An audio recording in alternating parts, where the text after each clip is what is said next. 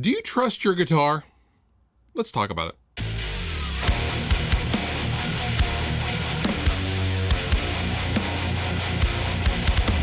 Something that I never really gave much thought about until I started touring was putting trust in the gear that I was using. Now, on its face value, if I were to say that statement to someone that was a non-musician, they would go, why are you gonna trust an inanimate object, right?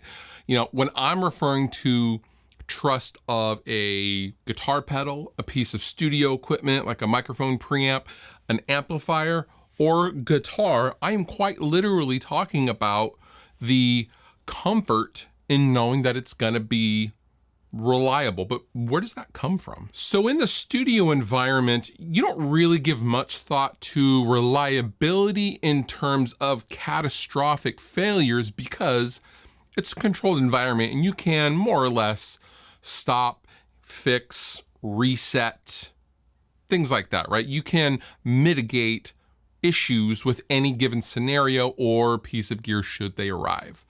But in a live setting, you know, you're in the middle of the show, you can't have things go wrong. Although inevitably, you know, these are physical items that experience a lot of abuse on the road and things do happen. But outside of that, you know generally that reliability on the road is much more of a big deal than in the studio. So whenever I would get a new guitar that I wanted to take out on tour, for example, I would always be very trepidatious. I would have a lot of reservation, and typically a new guitar would serve as a B guitar and I would use it maybe for a song during the set and then revert back to a known good, reliable, solid guitar. And it's interesting, over time, you really realize that you get to know the ins and outs of every individual guitar.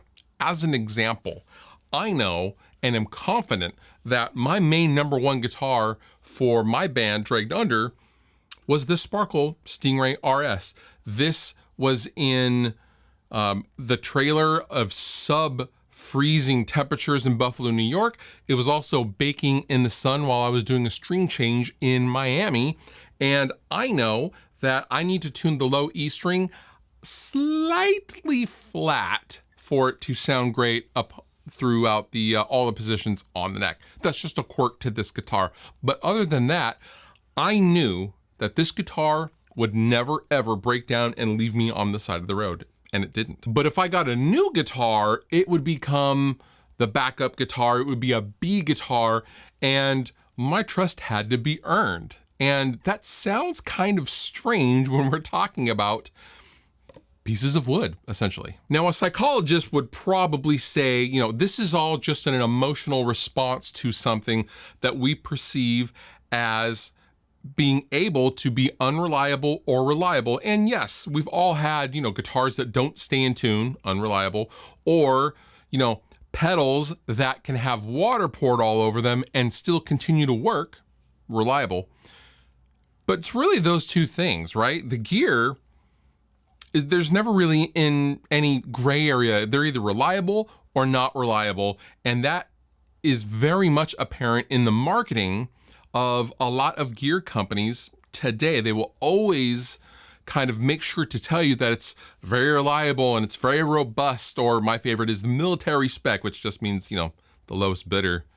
Although that's not what they mean, but you know, in my mind, I'm like, so it's the lowest bidder, so it's the cheapest components.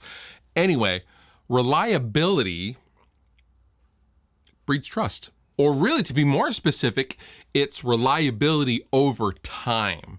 And soon as something would break for me, whether that was a wireless pack or a foot controller, it would be reset back to zero for me, and it would have to regain my trust as a known reliable instrument. You know, that's why you see all the old jaded rock stars, you know, the Neil Youngs of the world and the Jimmy Pages of the world still using their same instruments they've used for 50 plus years, is because they know that instrument is going to be reliable. They can trust it to make their living.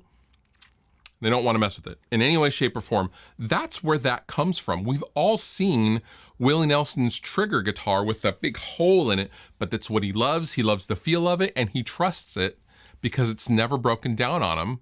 And so he continues to use it, even though the thing is literally falling apart. I just think that's such a weird psychological concept. And I'm wondering if you guys do the same thing with any pieces of your gear, because I do know people who are just like, I don't know, I just use it. I don't even, what are you talking about? And it's this weird psychological game that I've kind of always played with myself, even when I had just one guitar, right? So like the reliability factor on my old Strat that I've had since I was 15 is probably higher than any other instrument I have, period. I have had that thing for 30 years and I know exactly what it's gonna do under any given situation. However, my Sparkle Stingray is absolutely a close second. I just think it's a really interesting psychological thought process, and I'm wondering if you guys do this at all to any degree. I would love to know what you do it with. Tell me down below in the comments. And with that, that's all I had for you. Just a weird psychological video, I guess. You've been wonderful. I've been Fluff. Thank you so much for watching. I'll see you next time.